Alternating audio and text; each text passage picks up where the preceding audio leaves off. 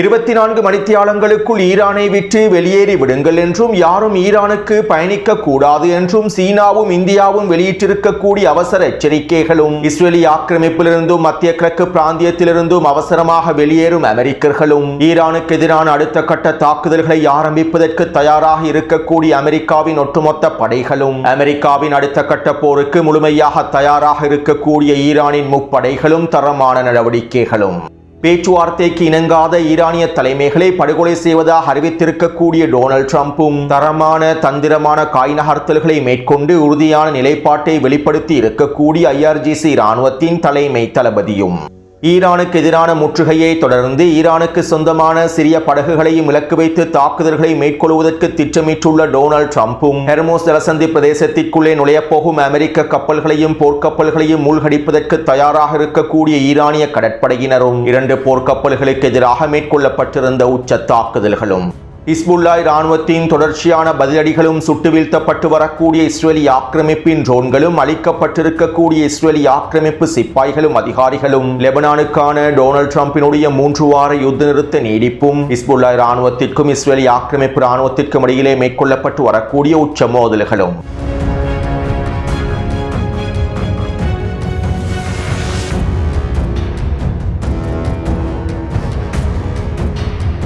நேற்றிரவு இஸ்ரேலி ஆக்கிரமிப்புக்கும் லெபனானுக்கும் இடையிலான அடுத்த கட்ட பேச்சுவார்த்தைகள் நடைபெற்றிருந்தன.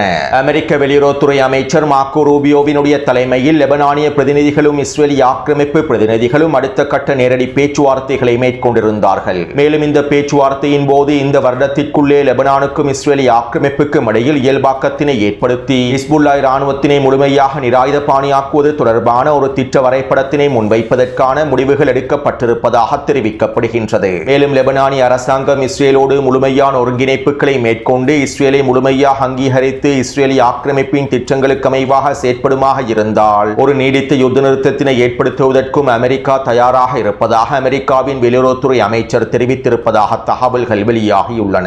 அத்தோடு இந்த பேச்சுவார்த்தைகளை தொடர்ந்து டொனால்ட் ட்ரம்ப் ட்ரூத் சோஷியல் தளத்தில் லெபனானுக்கும் இஸ்ரேலுக்கும் இடையிலான யுத்த நிறுத்தத்தை இன்னும் 3 வாரங்களுக்கு நீடிப்பதாக அறிவித்தார். லெபனானுக்கும் இஸ்ரேலுக்கும் இடையிலே நடைபெற்றிருக்க நேரடியான பேச்சுவார்த்தைகளின் விளைவாகவும் எடுக்கப்பட்டிருக்கக்கூடிய சிறப்பான முடிவுகளின் விளைவாகவும் லெபனானிய அரசாங்கத்திற்கு முழுமையான ஆதரவை வழங்கும் நோக்கத்தோடுமே இந்த யுத்த நிறுத்த நீடிப்பு ஏற்படுத்தப்பட்டிருப்பதாக டொனால்ட் ட்ரம்ப் அறிவித்துள்ளார். அத்தோடு இந்த 2ஆம் கட்ட நேரடி பேச்சுவார்த்தைகளின் போது தெற்கு லெபனான் பிரதேசத்திலே இஸ்ரேலி ஆக்கிரமிப்பு அறிவித்திருக்கக்கூடிய மஞ்சள் எல்லை பிரதேசங்கள் தொடர்பாகவும் மார்க்கோ ரூபியோ சில முடிவுகளை எடுத்திருப்பதாக தெரிவிக்கப்படுகின்றது.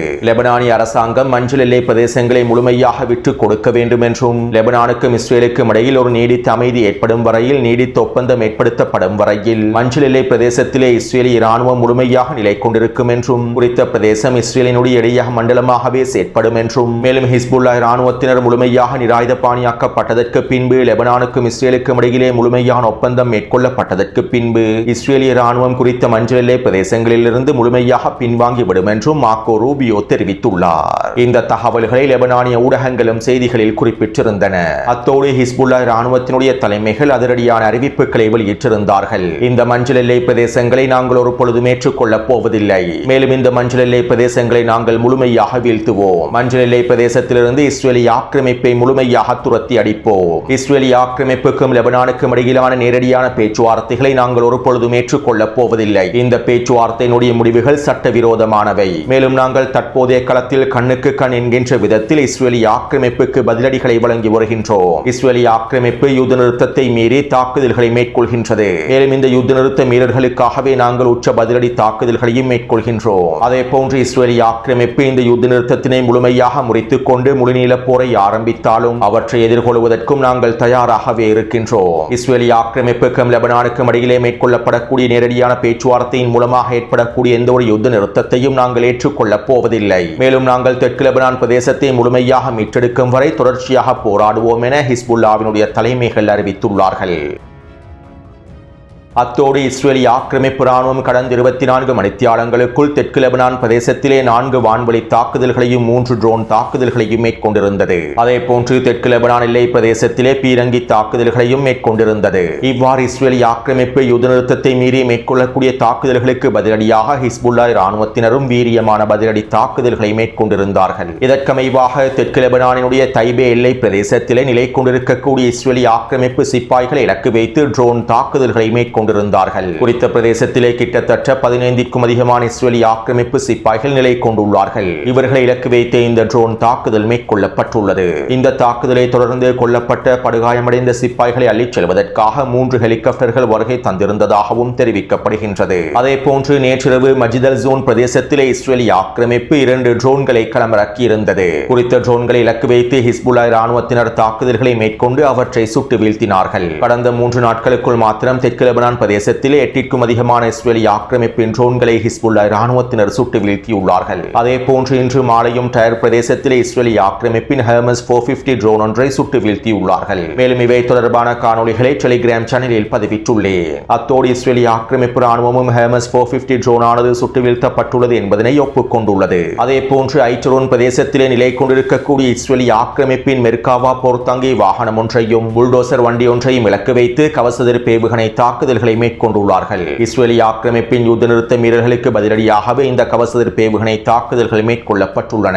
இந்த தாக்குதலிலே மெர்காவா போர்த்தாங்கி வாகனமும் புல்டோசர் வண்டியும் சிதைவடைந்திருப்பதாகவும் 6 சிப்பாய்கள் கொல்லப்பட்டும் படுகாயமடைந்திருப்பதாகவும் தெரிவிக்கப்படுகின்றது. அதேபோன்று பிஞ்சபில் பிரதேசத்திலிருந்து பின்வாங்கி எல்லை பகுதியில் நிலை கொண்டிருக்கக்கூடிய இஸ்ரேலிய ஆக்கிரமிப்பின் 3 படைப்பிரிவுகளை சுற்றி வளைத்து பீரங்கி தாக்குதல்களை மேற்கொண்டுள்ளார்கள். மேலும் குறித்த பிரதேசத்தில் நிலை கொண்டிருக்கக்கூடிய இஸ்ரேலிய ஆக்கிரமிப்பு சிப்பாய்களுக்கு எதிராக டசன் கணக்கான கவசதிருப்பு ஏவுகணை தாக்குதல்களையும் மேற்கொண்டுள்ளார்கள். ஹிஸ்புல்லா இராணுவத்தின் ரத்வான் படைப்பிரிவினரே குறித்த பிரதேசத்திற்குள் ஊடுருவி இந்த தாக்குதல்களை மேற்கொண்டிருப்பதாகவும் இதனால் இஸ்ரேலிய ஆக்கிரமிப்பு ராணுவ சிப்பாய்களுக்கு அதிகளவான உயிரிழப்புகள் ஏற்படுத்தப்பட்டிருப்பதாகவும் தெரிவிக்கப்படுகின்றது. அதேபோன்று இன்று காலை தெற்கு லெபனான் எல்லை பிரதேசத்திலே இஸ்ரேலிய ஆக்கிரமிப்பினால் அமைக்கப்பட்டிருக்கக்கூடிய சோதனை சாவடி ஒன்றை இலக்கு வைத்தும் கவசதிருப்பு ஏவுகணை தாக்குதலை மேற்கொண்டுள்ளார்கள். இந்த தாக்குதலிலே குறித்த சோதனை சாவடி நிலை கொண்டிருக்கக்கூடிய 3 சிப்பாய்கள் அளிக்கப்பட்டிருப்பதாக தெரிவிக்கப்படுகின்றது. மேலும் இவர்களை ஏற்றிச் செல்லக்கூடிய ஹெலிகாப்டர்கள் தொடர்பான காணொளிகளும் வெளியாகி இருந்தன. எனவே டொனால்ட் ட்ரம்ப் லெபனானுக்கும் இஸ்ரேலிய ஆக்கிரமிப்புக்கும் இடையிலான 3 வார யுத்த நிறுத்த நீடிப்பை மேற்கொண்டாலும் களத்திலே ஹிஸ்புல்லா இராணுவத்திற்கும் இஸ்ரேலிய ஆக்கிரமிப்பு இராணுவத்திற்கும் உச்ச மோதல்கள் நடைபெற்று வருகின்றன.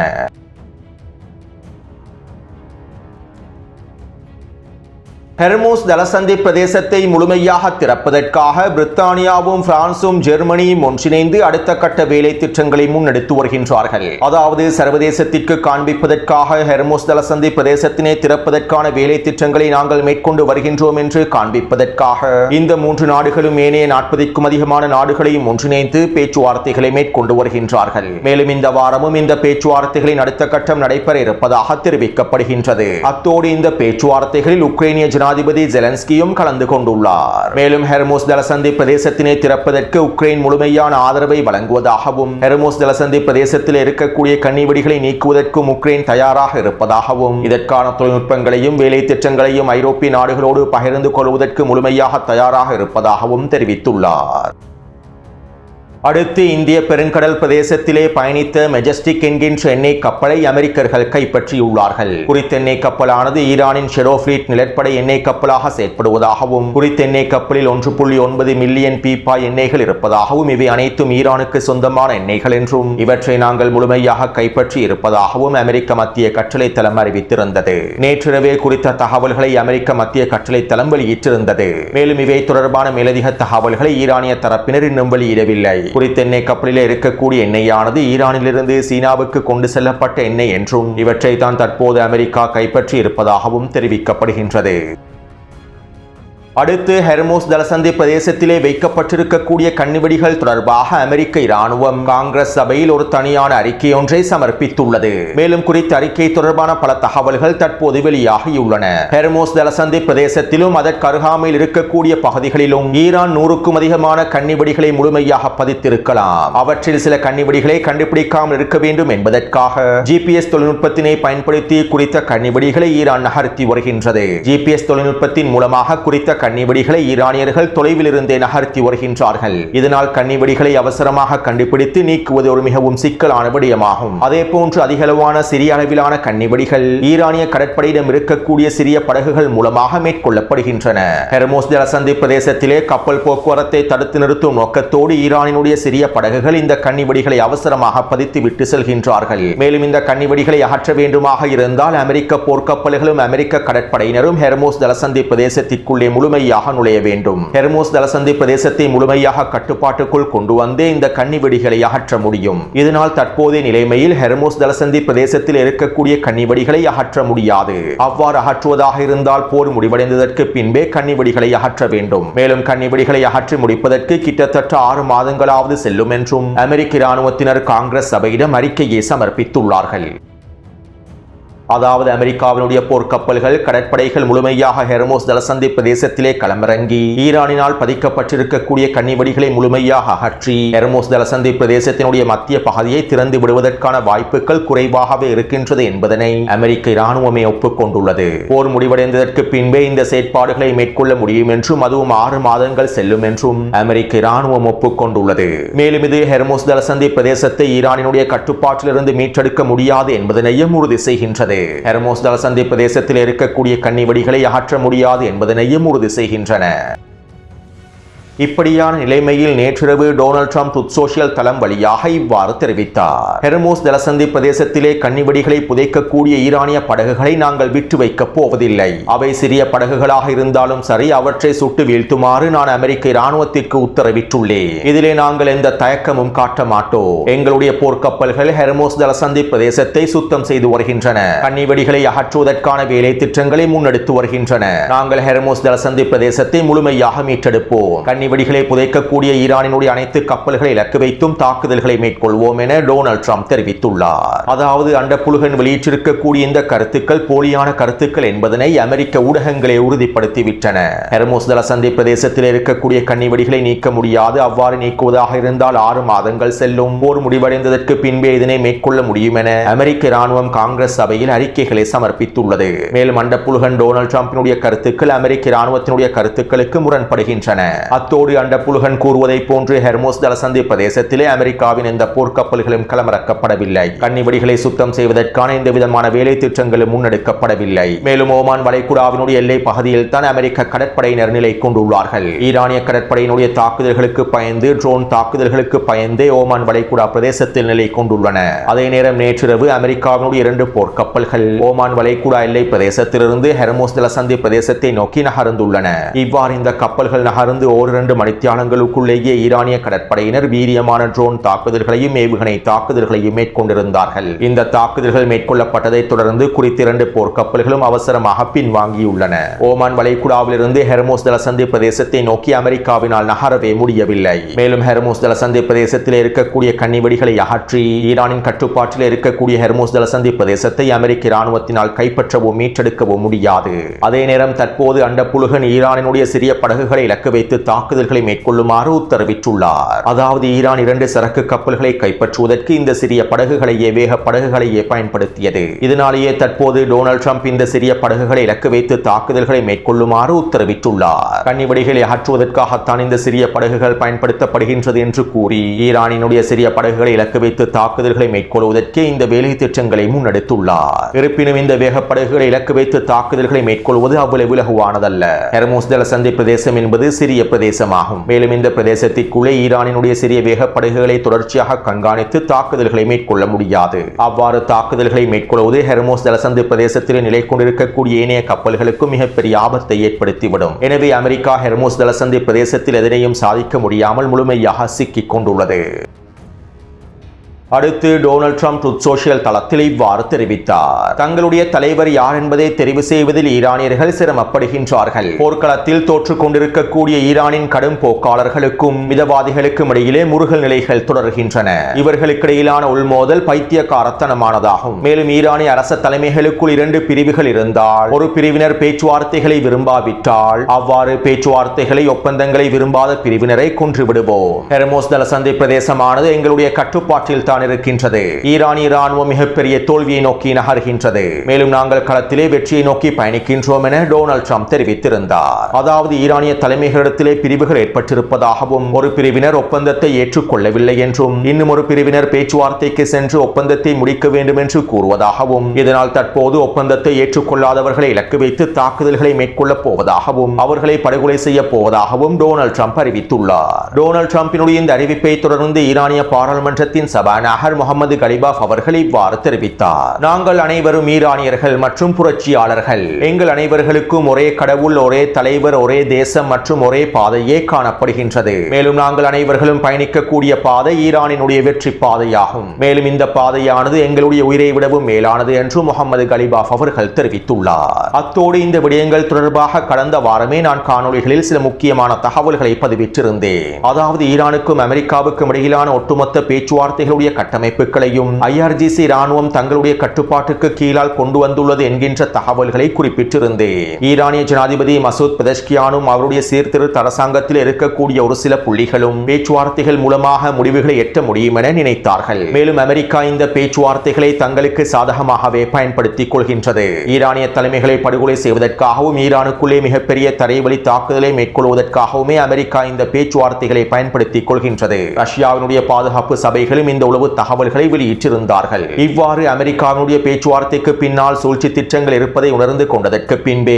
இந்த பேச்சுவார்த்தை கட்டமைப்புகள் அனைத்தையும், செயற்பாடுகள் அனைத்தையும் IRGC ராணுவம் தங்களுடைய கட்டுப்பாட்டுக்கு கீழால் கொண்டு வந்தார்கள். ஈரானிய உச்ச தலைவருக்கு கீழாலேயே IRGC ராணுவம் இயங்குகின்றது. இன்னும் தெளிவாக குறிப்பிடுவதாக இருந்தால், இந்த பேச்சுவார்த்தை சூழ்ச்சி திட்டங்களுக்குள் ஈரானிய தலைமைகள் சிக்கிக் கொள்ளக்கூடாது என்பதற்காகவும், அமெரிக்காவினுடைய சூழ்ச்சி திட்டங்களை முறியடிக்க வேண்டும் என்பதற்காகவுமே IRGC ராணுவத்தினுடைய தலைமை தளபதி பேச்சுவார்த்தையினுடைய அனைத்து விதமான கட்டமைப்புகளையும் இராணுவத்திற்கு கீழால், IRGC ராணுவத்திற்கு கீழால் கொண்டு வந்தார். ஈரானிய உச்ச தலைவர் முஜ்தபா கமேனி அவர்களுடைய வழிகாட்டுதலுக்கு அமைவாகவே இவை அனைத்தும் நடைபெற்றுள்ளன.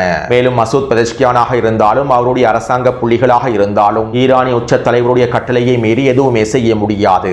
ஈரானினுடைய அரசியல் கட்டமைப்பு அவ்வாறு தான் அமைக்கப்பட்டுள்ளது. அத்தோடு இந்த யுத்த நிறுத்த காலப்பகுதியில் ஈரானினுடைய உச்ச தலைவர் முஜ்தபா கமேனி அவர்கள் வெளியிலே வரவில்லை. அமெரிக்காவினுடைய சூழ்ச்சி திட்டங்களுக்குள் சிக்கிக் கொள்ளக்கூடாது என்பதற்காகவே அவர் பாதுகாப்பாக வைக்கப்பட்டிருந்தார். மேலும் ஈரானிய IRGC ராணுவத்தின் தலைமை தளபதியான அகமது வாஹிதி அவர்களுக்கே முழுமையான பொறுப்பை வழங்கியிருந்தார். இதற்கமைவாகவே IRGC ராணுவத்தின் தலைமை அதிகாரி அகமது வாஹிதி அவர்கள் பேச்சுவார்த்தையினுடைய ஒட்டுமொத்த கட்டமைப்புகளையும் தங்களுடைய கட்டுப்பாட்டுக்கு கீழால் கொண்டு வந்தார்கள். மேலும் நிபந்தனைகளை ஏற்றுக்கொள்ளாமல் இரண்டாம் சுற்று பேச்சுவார்த்தைகளுக்கு யாருமே பாகிஸ்தானுக்கு செல்லப் போவதில்லை என்கின்ற முடிவுகளையும் அவர்கள் எடுத்திருந்தார்கள். அமெரிக்காவும் இஸ்ரேலிய ஆக்கிரமிப்பும் பாகிஸ்தானை பயன்படுத்தி பேச்சுவார்த்தை மேசையில் ஈரானை அமர்த்தி ஈரானிய தலைமைகள் தொடர்பான உளவு தகவல்களை பெற்றுக்கொண்டு அவர்களுக்கு எதிரான தாக்குதல்களை மேற்கொள்வதற்கே பேச்சுவார்த்தை மேசையை பயன்படுத்துவதற்கு திட்டமிட்டிருந்தார்கள். மேலும் இந்த திட்டங்களை முறியடிக்கும் நோக்கத்தோடு ஈரானிய IRGC ராணுவத்தின் தலைமை தளபதி அகமது வாஹிதி அவர்கள் அனைத்து விதமான காய் நகர்த்தல்களையும் மேற்கொண்டார்கள். இதனால் தற்போது அமெரிக்காவுக்கு IRGC ராணுவத்தினுடைய தலைமை தளபதி மிகப்பெரிய சவாலாக மாறிவிட்டார். ஒட்டுமொத்த பேச்சுவார்த்தை கட்டமைப்புகளும் ஈரானிய IRGC ராணுவத்தின் கட்டுப்பாட்டுக்கு கீழால் கொண்டு வரப்பட்டதனால், தலைமை தளபதி அகமது வாஹிதி அவர்களுடைய கட்டுப்பாட்டுக்கு கீழால் கொண்டு வரப்பட்டதனால் அமெரிக்காவுக்கும் இஸ்ரேலிய ஆக்கிரமிப்புக்கும் அவர்களுடைய சூழ்ச்சி திட்டங்களை நடைமுறைப்படுத்த முடியவில்லை.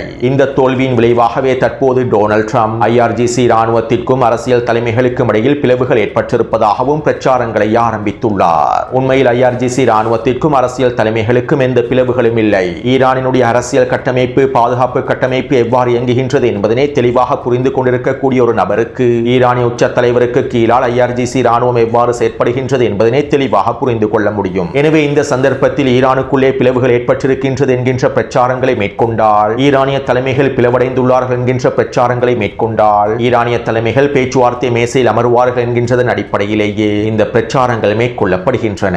அத்தோடு ஈரானுக்கு எதிரான அடுத்த கட்ட தாக்குதல்களை நியாயப்படுத்துவதற்காகவும் டொனால்ட் ட்ரம்பும் அவருடைய நிர்வாகமும் இவ்வாறான போலி பிரச்சாரங்களை மேற்கொள்கின்றன. ஒரு பிரிவினர் ஒப்பந்தத்தை ஏற்றுக்கொள்வதற்கு முழுமையான சம்மதத்தினை வழங்கிவிட்டார்கள். இதனால் நாங்கள் அவர்கள் இலக்கு வைத்து தாக்குதல்களை மேற்கொண்டு அவர்களை படுகொலை செய்துவிட்டால் ஈரானுடனான போரானது முடிவுக்கு வந்துவிடும். ஈரானை எங்களுக்கு முடிவுக்கு கொண்டு வந்து விடலாம் என ஈரானுக்கு எதிரான அடுத்த கட்ட போரை நியாயப்படுத்துவதற்கான பிரச்சாரங்களையே மேற்கொள்கின்றார்கள். எனவே இந்த தகவல்களிலிருந்து ஒரு விடயத்தினை எங்களுக்கு தெளிவாக புரிந்து கொள்ள முடியும். அமெரிக்காவும் இஸ்ரேலிய ஆக்கிரமிப்பும் ஈரானுக்கு எதிரான அடுத்த கட்ட தாக்குதல்களை, அடுத்த கட்ட போரை ஆரம்பிக்க போகின்றார்கள். ஈரானிய IRGC இராணுவத்தின் தலைமைகளை இலக்கு வைத்தும் இராணுவ தளபதிகளை இலக்கு வைத்தும் தாக்குதல்களை மேற்கொள்ள போகின்றார்கள். மேலும் இந்த தாக்குதல்களை தொடர்ந்து ஈரானுக்கு எதிரான ஃபைனல் ப்ளோ தாக்குதல்களையும் மேற்கொள்ள போகின்றார்கள். ஈரானின் எரிசக்தி கட்டமைப்புகள், மின்சக்தி கட்டமைப்புகளை இலக்கு வைத்தும் தாக்குதல்களை மேற்கொள்ள போகின்றார்கள். இப்படியான நிலைமையிலேயே இன்றைய தினம் சீனாவும் இந்தியாவும் ஈரானுக்குள் இருக்கக்கூடிய தங்களுடைய குடிமக்களுக்கான எச்சரிக்கைகளையும் வெளியிட்டிருந்தன. இன்னும் 24 மணித்தியாலங்களுக்குள் ஈரானுக்குள் இருக்கக்கூடிய தங்களுடைய குடிமக்கள் அனைவரும் முழுமையாக வெளியேறிவிட வேண்டும் என்றும், யாரும் ஈரானுக்கு பயணிக்க கூடாது என்றும், ஈரானுக்கு பயணிப்பது மிகப்பெரிய ஆபத்தை ஏற்படுத்திவிடும் என்றும் சீனாவும் இந்தியாவும் எச்சரிக்கைகளை வெளியிட்டுள்ளன. அத்தோடு அமெரிக்காவின் ஜார்ஜ் W. புஷ் போர்க்கப்பலானது இன்றைய தினம் அரேபிய கடல் பிரதேசத்திற்கு அருகாமையில் நுழைந்து விட்டது. மேலும் கடந்த 48 மணி நேரமாக அமெரிக்காவினுடைய போர் விமானங்களும் எரிபொருள் நிரப்பு விமானங்களும் மத்திய கிழக்கை நோக்கி நகர்த்தப்பட்டு வருகின்றன. நேற்றிரவும் அமெரிக்காவினுடைய விசேட படைப்பிரிவுகளை கொண்டிருக்கக்கூடிய 12 போர் விமானங்கள் மத்திய கிழக்கை நோக்கி நகர்த்தப்பட்டிருந்தன. அதே போன்று இஸ்ரேலிய ஆக்கிரமிப்பின் பென் குரியன் விமான நிலையத்திலே 25க்கும் அதிகமான எரிபொருள் நிரப்பு விமானங்கள் நிலைநிறுத்தப்பட்டுள்ளன. சவுதி அரேபியாவிலும் ஜோர்டானிலும் இருக்கக்கூடிய விமான கட்டளை தளங்கள் முழுமையாக தயார் நிலையில் வைக்கப்பட்டுள்ளன. எனவே பெரும்பாலும் இன்னும் 24 மணித்தியாலங்களுக்குள் அல்லது 48 மணித்தியாலங்களுக்குள் ஈரானுக்கு எதிரான தாக்குதல்கள் ஆரம்பிக்கப்படுவதற்கான வாய்ப்புகளே இருக்கின்றன. அத்தோடு இவற்றை எதிர்கொள்வதற்கு ஈரானிய முப்படைகளும் தயாராகவே இருக்கின்றார்கள். அமெரிக்காவுடைய தரைவழி தாக்குதல்களை முறியடிப்பதற்கும் ஃபைனல் ப்ளோ தாக்குதல்களுக்கான உச்ச பதிலடிகளை வழங்குவதற்கும் ஈரானிய முப்படையினரும் தயாராகவே இருக்கின்றார்கள். எனவே இந்த காணொளி தொடர்பான கருத்துக்களை பதிவிடுங்கள். தொடர்ந்தும் என்னுடன் இணைந்திருங்கள். நன்றி, வணக்கம்.